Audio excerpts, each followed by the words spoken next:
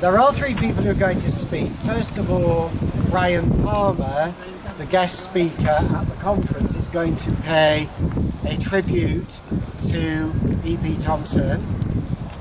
Then John Halstead, who is one of the vice presidents of the Society for the Study of Labour History, is going to say a few words. And then I shall be saying something on behalf of Halifax Civic Trust. And then Madam Mayor will actually be declaring the plaque dedicated. Right. Well, Worship the Mayor and other civic dignitaries and all friends of Edward and Dorothy Thompson. It's really an honor for me to be here. I'm very pleased that this plaque is dedicated today. And I have very little to say except that I can, I think, stand in as a surrogate for all those outside of the United Kingdom who were influenced by Edward and Dorothy Thompson, who were part of the project of retrieving the history of working people that they dedicated their lives to, and were part of a number of other struggles for peace, for social justice, for advancement for humanity, and in Canada, in the United States, in Latin America, across the globe, really.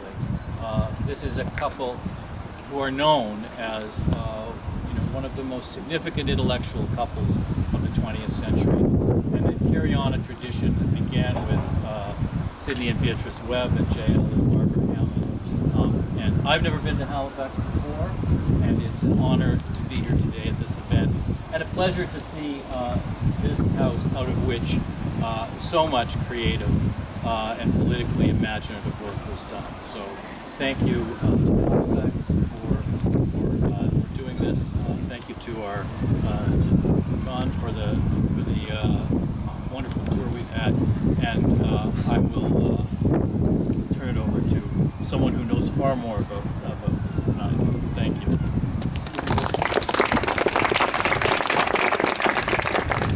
Your Worship the Mayor, ladies and gentlemen, I shall be very brief because I don't think it's the occasion for long speeches. But it's a great pleasure to be given the opportunity to say something when we're here in memory of Edward and Dorothy, or Dorothy and Edward Thompson, for whom we've all got, I'm sure, great respect. And it's a pleasure to be outside the house in which they lived for many years when Edward was working in adult education.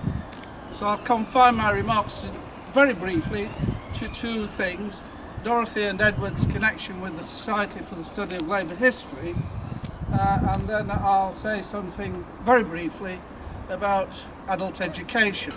And it will be very brief, partly because our colleague and friend Professor Malcolm Chase this afternoon, for those of you who were there, did have something to say on their connection with the University of Leeds Department of Extramural Studies, or Edward's connection.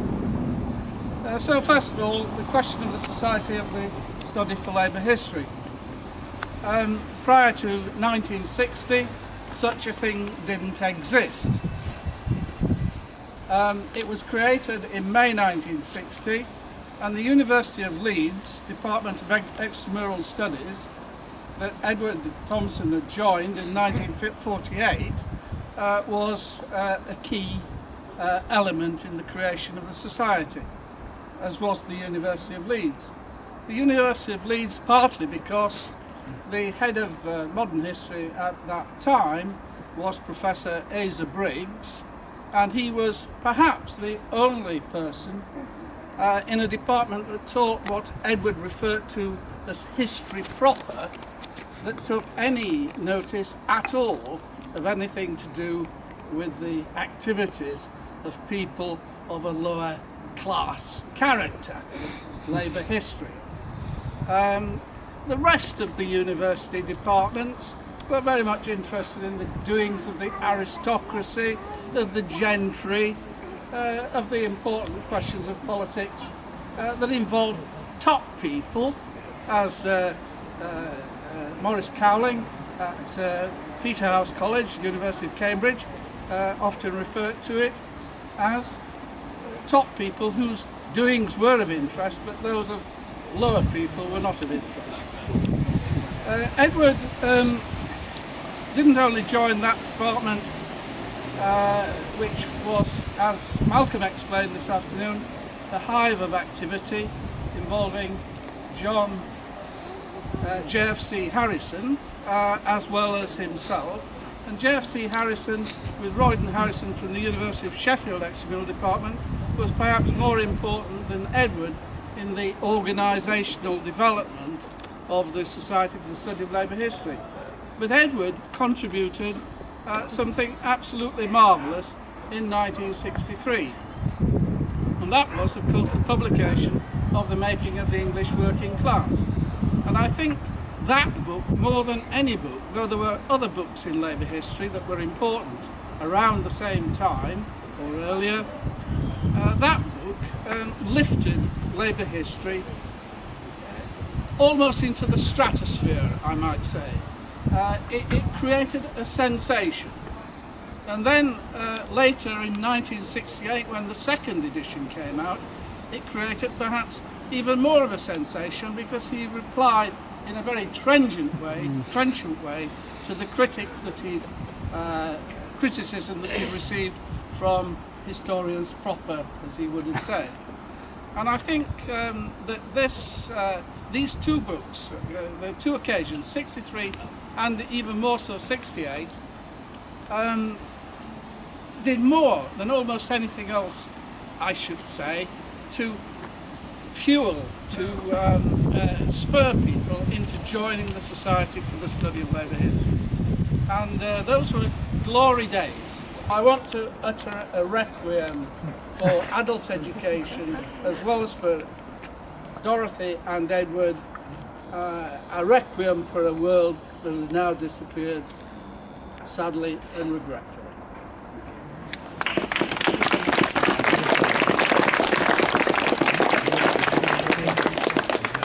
And I now really, as Chairman of Halifax Civic Trust, thank a number of people and just add my own tribute, really. Halifax Civic Trust is in the process of commemorating significant events and people. Hearing the cheering from the Shea football ground reminded me that, and Dave Russell is there rather than being here this morning. Dorothy and Edward were taken into the hearts of this community. I mean, people have said, you know, they were middle class people, really, but they were received, you know, into a community which Edward himself described as decidedly working class. And the stories about them got around. There's Julie, I'm going to borrow one of Julian's in a moment, but let me just start with the apple scrumping. It was said that Edward, on one occasion, the house originally also combined the plot below and the plot below that, and there was a Victorian pond and a Victorian orchard.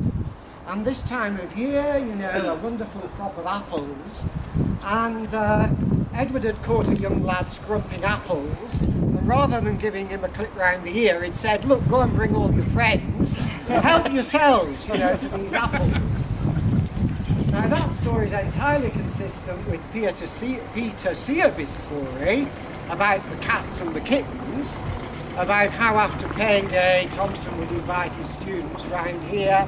They'd have lots of cakes, as we've had this afternoon, and very often they'd end up going home with a kitten in the pocket.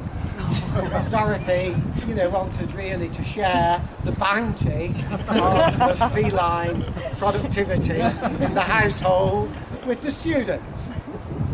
The other story is Julian's, and it's how Edward was, it was his wont on a Sunday afternoon to go around the Backhold estate at Siddle with his tracts, distributing them.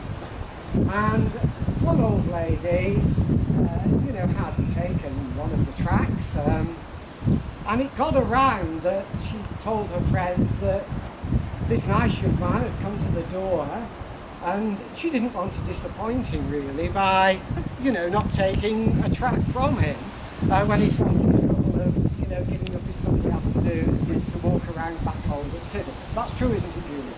Absolutely true. I'll tell you one other story, John. Go on. This is not about their son's bed. Right. One of these, they went to the old Candy Fields school. People may know it.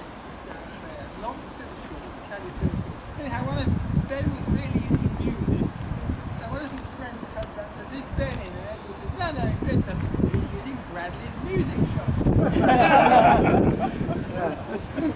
Now, people think Daniel Defoe may have written Robinson Crusoe in Halifax, but we're not really sure. We think Religio Medicio might have been written in Shibden. We know for certain that the making of the English working class was written in this building behind us here. And that, is cause for celebration. I want, just before we go to the unveiling, to thank James and Kathy Ray, the residents of this property, who enthusiastically welcomed the proposition of sticking a plaque on the side of the house, and who've entertained us so generously this afternoon. Can we give them applause?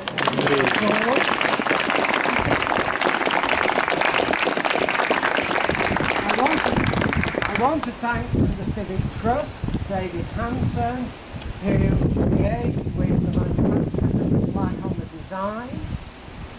And I want to thank Stuart Crowther also, who walked the walk with me this afternoon before we did it.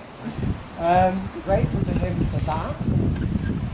I also want to thank the Society for the Study of the Labour History, who contributed £200 to help us produce these commemorative leaflets.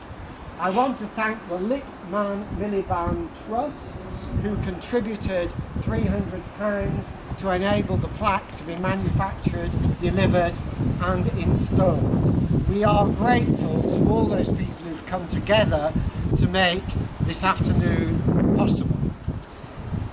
I want to thank the Mayor and Mr. Naeem, her consort, for fitting us into their busy schedule and for formally dedicating this plaque in a moment. I ought to mention that the MP, Linda Reardon, has sent her apologies. She wasn't able to be present this afternoon, but she wanted her good wishes to be passed on to us. Madam Mayor, would you like to dedicate that? Thank you, John. On behalf of Naeem, first of all, I'd like to thank the Halifax Civic Trust for inviting us to your event this afternoon. And it gives me great pleasure, not to unveil because I can't reach, to formally dedicate the plaque to E.P. Thompson and Dorothy Thompson.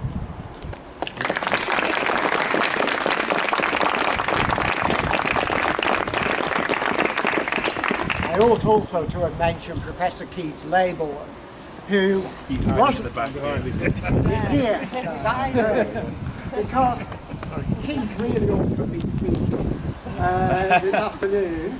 I don't know whether you want to give a footnote, Keith. I think I've given enough footnotes. You've given